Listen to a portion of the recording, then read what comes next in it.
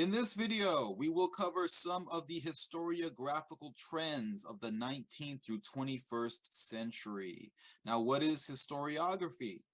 It's the study of the writing of history, okay? And so the writing of history goes through various different trends, okay? So what is a historiographical trend? Well, a historiographical trend is a trend in the writing of history that is usually influenced by the events that took place during that time, okay, during the time when it was written.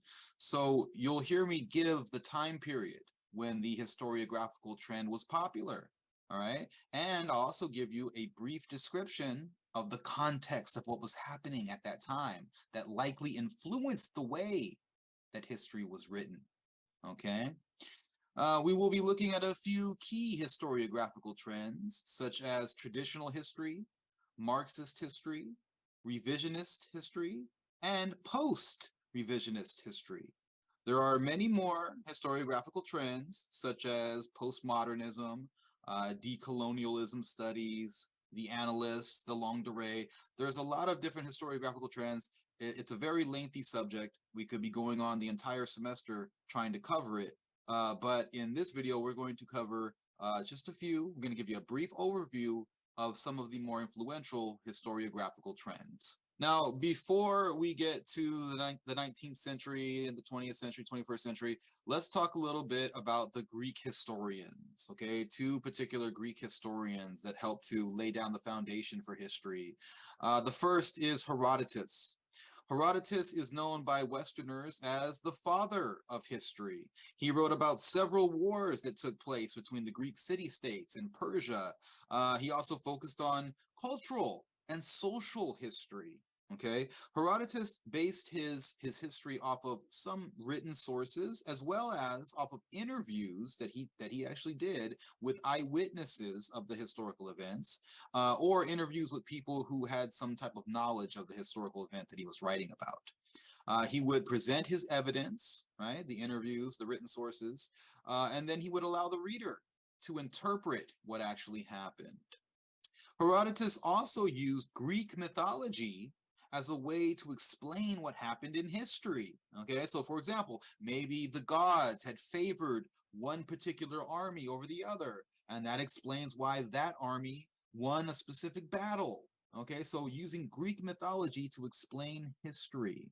Okay, now another Greek historian who came after Herodotus, his name is Thucydides. Thucydides, he criticized the work of Herodotus for using mythology to explain the past. Instead, Thucydides strictly used eyewitness accounts and written sources to explain the past. He was known for his more rational approach, right? More rational, not using mythology to explain the past. Thucydides also differed from Herodotus in that he did not focus on cultural or social history. Okay, he was adamant that only political and military history was of importance. And this perspective would go on to dominate history for the next several thousand years. Moving closer to the present, from the 1800s up until around 1950, history was dominated by what we call traditional historians. Similar to Thucydides, traditional historians did not use mythology to explain the past, but they took Thucydides' rationalism a step further by insisting on using empirical evidence, that is, tangible evidence, to make their interpretations of the past. Okay, traditional historians, they weren't really focused on interviewing eyewitnesses like Thucydides. No, instead they're using primary sources, which are written first-hand accounts. They're using that to interpret historical events. Okay, that's empiricism in history, using empirical evidence to prove what happened in the past. Okay, so they're analyzing primary sources to try to interpret what happened in the past. Traditional historians are also focused on military and political history, just like Thucydides. They analyzed the causes and the effects of warfare, conquest, changes in politics, political leaders, etc. This type of history tends to support nationalism. Okay, nationalism. Traditional historians would focus on the greatness of their nations and the impressive accomplishments of their countries, right? So, for example, in US history, we talked about the triumphs of the American revolutionaries, right? They were able to separate from Britain, fight for liberty and freedom. We talk about the endurance and the persistence of the pilgrims, right, who survived this rough time in the wilderness, right, in North America. We talk about the success of the North, who defeated the South in the Civil War. They ended slavery, right? Isn't that great? Isn't that moral? Okay, it supports nationalism, right? Nationalist pride. Traditional history also tends to be Eurocentric, meaning that it focuses on everything from a European or a Euro-American perspective. They focus on the accomplishments of great European men and conquerors or people of European descent. They focus on the actions of the Euro-American population in the Americas and how they were affected by political policy, for example. The coverage of the perspective and the agency of people of color was generally quite limited in scope. Okay, they're not really looking at people of color and their perspective of history or what they were doing or what they were going through, right? Their perspective. Traditional history is also pretty patriarchal, okay? Patriarchal. It's coming from a man's perspective, right? They focus mostly on men, influential political leaders, generals, inventors, right? All men. It's all focused from a man's perspective. You hardly ever really hear about women and their accomplishments or their perspectives, their experiences.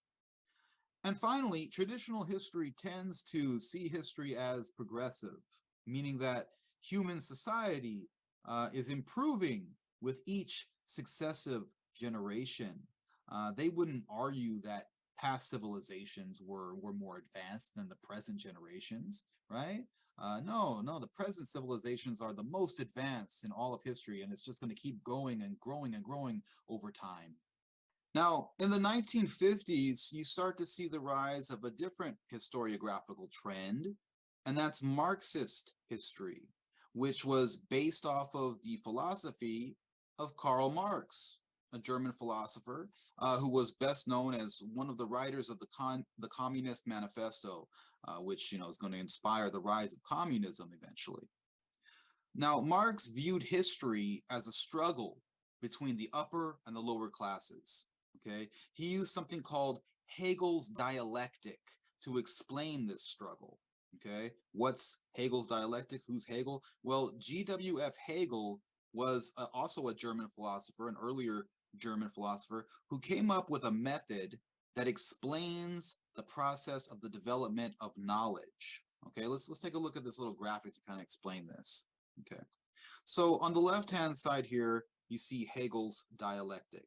Okay, so in Hegel's dialectic, you have, for example, a piece of knowledge or a concept. Okay, that would be the thesis. Okay, the thesis is one particular concept, and this thesis is opposed by a different view, right? A differing view of that same concept, and that's the antithesis. Okay, so the thesis, which is one concept, and the antithesis, which is an opposing view of that concept, are struggling with each other, right? They're struggling with each other. There's a debate going on there, all right? And so through tense debate and struggle, a new understanding of that concept is born, and that's known as the synthesis.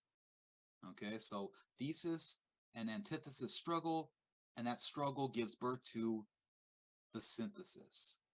Okay, and then eventually a new differing version of that concept will arise, right? A new antithesis. Okay, and that's going to oppose the synthesis, and the struggle repeats all over again. And out of that new struggle, a new synthesis of that concept is born, and so on and so on. Thus, knowledge develops through being challenged repeatedly. Okay, So one idea being challenged by another idea, they debate, they come up with a new concept out of that debate, and then another opposing concept arises, and they debate again, and then a new concept of knowledge comes out of that debate, and so on, and then knowledge is just growing and growing and growing through debate, through different ideas that oppose each other, if that makes sense. That's Hegel's dialectic, okay? Now, Karl Marx takes that same model, but he changes it up a little bit. He starts to apply it to history, to try to explain history, and he wants to apply it to the struggle of the various classes, the upper and lower classes through history. Okay, so Marx is taking Hegel's dialectic to explain history. Okay, so for example, let's take a look at over here on the right hand side. This is Marx's dialectical materialism. Okay, his version of Hegel's dialectic to explain history. Okay, so let's start right here at the feudal lords. Okay, just to kind of make this a little quicker. So, for example, you have the feudal lords of Europe, right? These are the guys who owned all the land. They were the upper class, the nobility. They dominated and controlled the serfs, the peasantry who were living on their manors and working for them, and didn't own any land. They just like lived on the lord's land, and they worked for the lord, and they grew crops, and they gave part of the crops that they grew to the lord. They harvested the lord's crops too, all that. So they're working for the lord. The lord dominates them, right? Economically, the lord owns all the land. They don't own no land. Okay, so in this example, the lords are the thesis. Okay, and they're struggling with the antithesis, which is the serfs or the peasants. Okay, that work for them. They're struggling over what? They're struggling over the natural resources, basically, right? The land, right? To be able to produce food from the land, to be able to produce wealth from the natural resources. They're struggling over that. And through that struggle between the lords and the serfs, a new class was born. Okay, a new class came out of that. And what was that? That was the business owner class. Okay, the business owners, the factory owners, the bourgeoisie, the capitalists, right? They come out of that struggle. And who are they? Who are these business owners? Well, they used to be peasants, right? They were entrepreneurial entrepreneurs. They were peasants who came together, who may have had some type of funds, and they were able to put those funds together and start businesses. They were able to amass wealth through business, develop factories, right? They become an upper class themselves, right? And they're not for the nobility. They were once peasants, but they were able to rise up in society, right? Through that struggle between the lords and the serfs over the natural resources. Okay, this is Marx. This is Marx's interpretation of history that I'm explaining right now. All right, this is how history works from his perspective. Okay, based on Hegel's dialectic. All right, so with the rise of this new class, the business owners, well, a new antithesis comes about. Okay, so now the synthesis is the bourgeoisie, the capitalists, the business owners, right? That's the synthesis. And then the new antithesis, right, that opposes the capitalists are the workers, which Karl Marx called the proletarians. Okay, these are the workers, the people who make a minimum. Sorry, I want to say minimum. These are people who make a wage, right? Minimum wage hasn't came about yet, but these are people who make a wage and they work for the business owners, right? They're being dominated by the business owners who control the natural resources, right? They're making all the profits while the workers are paid a minimum wage. Or sorry, I don't say minimum. They're making a minuscule wage. How about that, right? They're making a small wage while the business owner is making a lot of profit. Okay, and so yes, they're being dominated in that sense. Okay, now keep in mind when Marx is writing all this is around the period where we're going to be seeing the rise of industrialization, right? The industrial age, the industrial revolution, and that's why you have factories and you have workers who are suffering under the oppression of those factories and the business owners. This is what's influencing Marx's writing and his interpretation of history, right? About the struggle. Okay, so Marx is arguing that this struggle now, this new struggle, right, between the new synthesis and the new antithesis, this struggle between the workers and the business owners is going to result in a workers' revolution. Okay, a workers' revolution. Okay, and in that revolution, that's going to be the new synthesis. But see, in Marx's dialectic, that's where history ends. Okay, there's not going to be another struggle that comes after the workers' revolution. Once the workers take over the businesses and the workers take over control of all the natural resources, that's the end of history right there. No more history, because then we're going to go into a period of communism. Okay, where there are no governments, there are no business owners, everybody's equal, right? They all have equal access and equal ownership of the means of production, the natural resources. They're all making profit off of it. It's a more egalitarian society. Okay, this is Karl Marx's prediction of what history is going to lead to. Right, as there's this struggle between an upper class and a lower class. Okay, ultimately he argues that it's going to result in a workers' revolution. Okay, and then after the workers' revolution, communism. So, like Marx, Marxist historians focused on the classes as well, right? This is connected to economic history. And so they're focused on class and how class is a way to understand historical events. What? How does class help you understand historical events? Well, they argued that the best way to understand the motives and the actions of historical figures was to analyze their economic circumstances, right? People are usually motivated by wealth, or maybe they're motivated because they're living in poverty, or maybe they're lacking resources. Maybe a country is lacking resources, it wants to expand. And so you have to analyze its economic position in order to understand the history, right? The motives for why things happened. Okay, so that's a Marxist perspective. And so Marxist historians are going to emphasize the oppression of the workers, their economic struggles. Okay, they also analyze history to track the development of class consciousness. Okay, what is that? Class consciousness is whether workers are conscious of the fact that they're being oppressed, or maybe they're not. Okay, maybe they're not conscious of the fact that they're being oppressed by the business owners. Okay, so this line of analysis helps to explain why the workers' revolution failed to happen. Okay, possibly because workers were not fully aware that they were being oppressed by their employers. They just accepted their positions in society, right? And that explains why they didn't come together and organize and seize the means of production from their employers and take over the businesses that they worked for. Okay, so basically, Marxist historians are trying to explain why the workers' revolution hadn't happened yet. Okay. Now, like I said, Marxist history really takes off in the 1950s. Okay, it's developing during the time of the Cold War.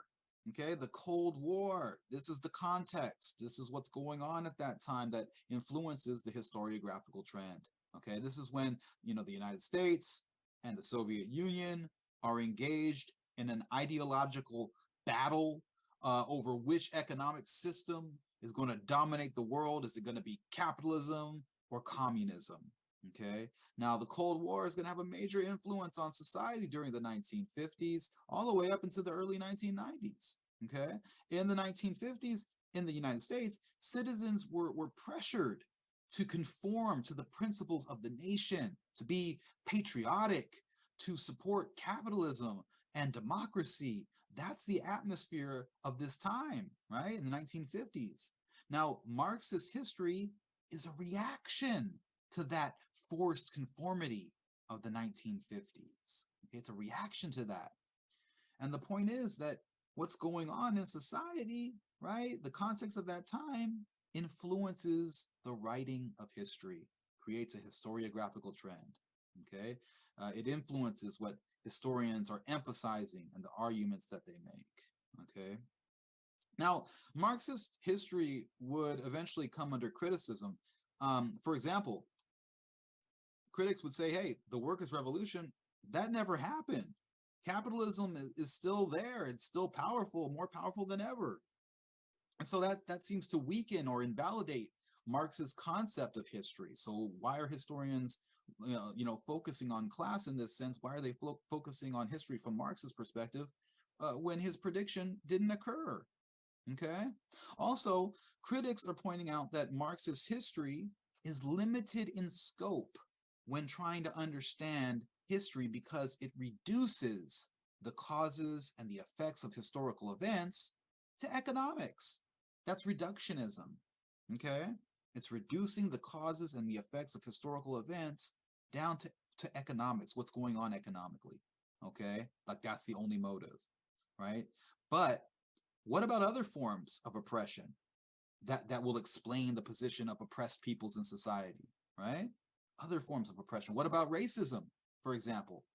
Marxist history doesn't focus on how racism impacted minority peoples around the globe. They're only looking at the economic aspect, okay? And that's ignoring a very important aspect of history. Okay, so these are some of the criticisms that Marxist history will face. Now, before we talk about revisionist history, let's define what consensus is in history. Okay. Now, after years of debate on the particulars of a historical event, such as like I don't know, World War One, for example, historians will come to an agreement on some of the basic aspects of what happened in that event. Okay, they come to a consensus. They come to a general agreement about what happened in a particular historical event. Okay. Now, this consensus, this agreement amongst historians after years of debate, this agreement, this consensus, that's what shows up in your history textbooks. Okay. And those tertiary sources. Okay. These are sources that are based off the interpretations of historians. They're all, you know, when they come to a consensus, they're brought together and they put them in the textbook. Okay. Now, these are interpretations of history that most scholars can agree upon. Okay, most scholars can agree upon these interpretations of history, and that's why they're put together in a textbook. Okay, that's consensus. But consensus can be challenged if historical evidence is analyzed from a different perspective or if new evidence becomes available. So when the consensus is challenged and a new interpretation of history is argued by a historian, that's called revisionist history. Okay. Revisionist history, it really takes off in the 1960s, the 1970s, although there were earlier examples of this as well. But in the 1960s and 70s, this is the time of protest. This is the time of the counterculture, where you have student activists and hippies challenging the forced conformity of the 1950s that we were talking about earlier. And they're also challenging the unquestioning nationalism that prevailed at that time. Okay, because you got the Vietnam War going on. You know, they're starting to challenge the United States government, saying, "Hey, wait a minute, you know, were you responsible for starting the Vietnam War? What's really going on?" Right? They're starting to question things.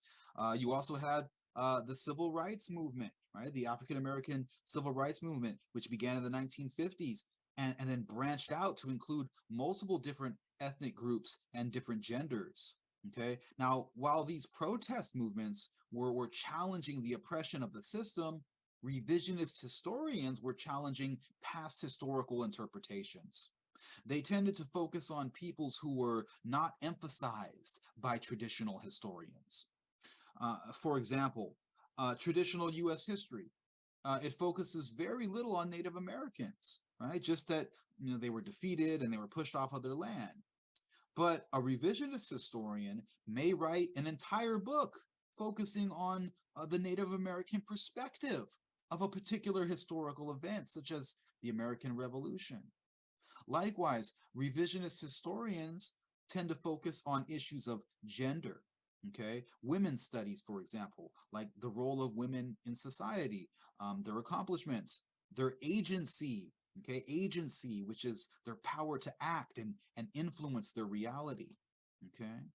Now, like Marxist historians, revisionists also focused on class, not so much to find out why the workers' revolution didn't take place, but to understand the social history of the majority, right? The majority, because the majority of people were not the elite members of society. You know, they're not the political leaders, the military leaders. They're the regular common people of the world, right? They're the workers, the peasants, the colonized people, etc. Okay, so revisionist historians would focus on their perspectives as well. Now, revisionist historians came under criticism in the 1980s during the time of the culture wars in the United States. Okay, the culture wars. This is where conservatism rose in popularity, right? Conservatism was on the rise in the 1970s, the 1980s, and it's rising in response to the various protest movements, right? Of different ethnic groups who were calling for equal rights, who were out there protesting in the streets. Conservatives are reacting to that, right?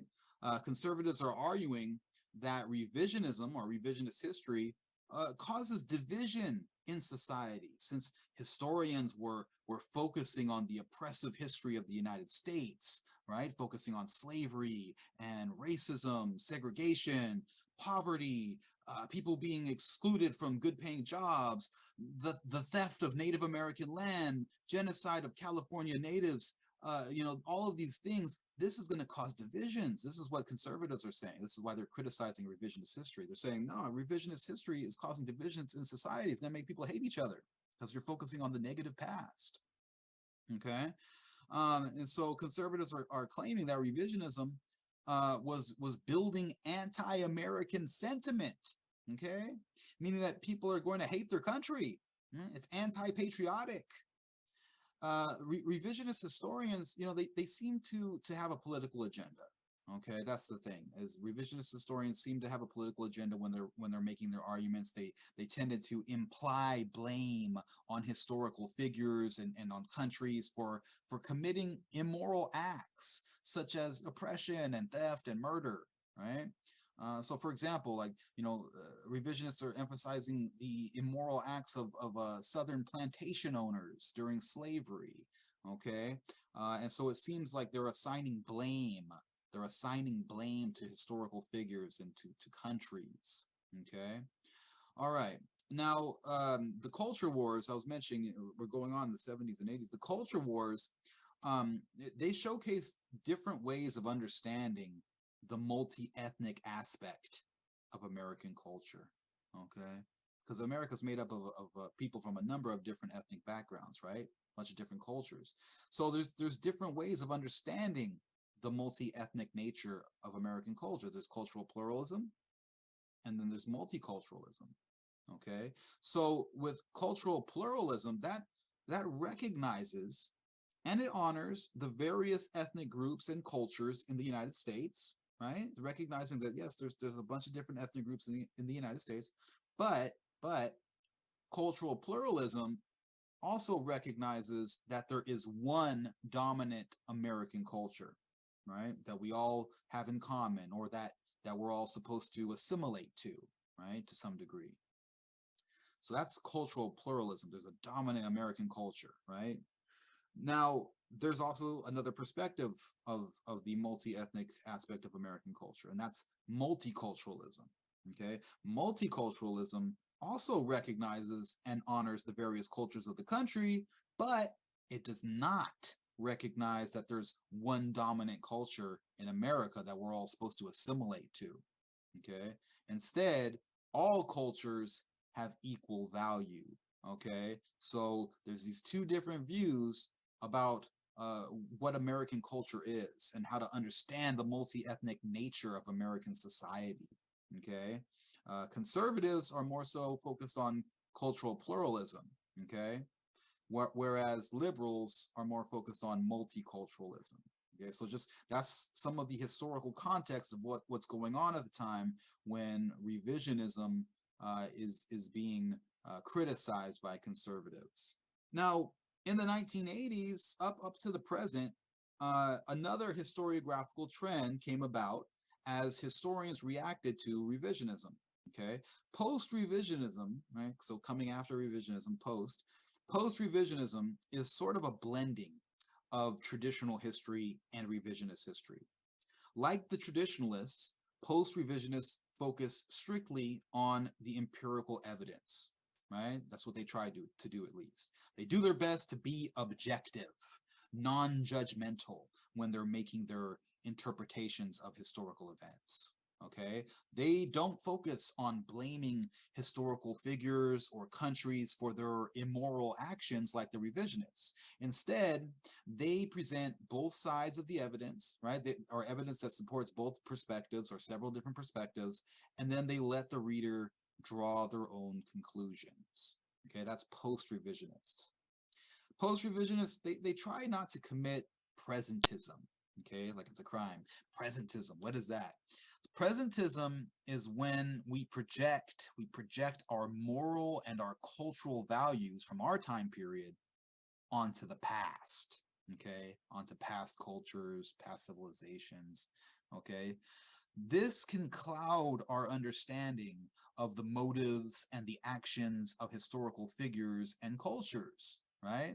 So, for example, instead of arguing that the Aztecs were immoral because they committed human sacrifice, post revisionists would simply present the evidence on Aztec beliefs, their ceremonies, their customs, and then they let the reader make their own judgment. Okay, the post revisionists aren't pushing their agenda or their judgment of the past onto their readers.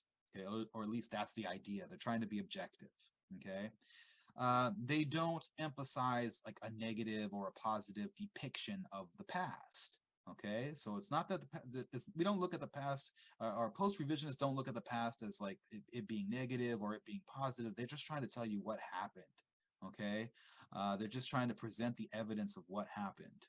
Okay, but like revisionists, post revisionists also tend to focus on issues of race, class, and gender. Okay, they're not just focused on military and political history like the traditionalists. All right, so that's something that they have in common with the revisionists. They're focusing on underrepresented peoples, right, and trying to tell that side of the story of history. Okay, so overall, we have covered several different historiographical trends. We've talked about the historical context of what was going on at that time that likely influenced those trends. All right, so if you have any questions, please email me and I will get back to you.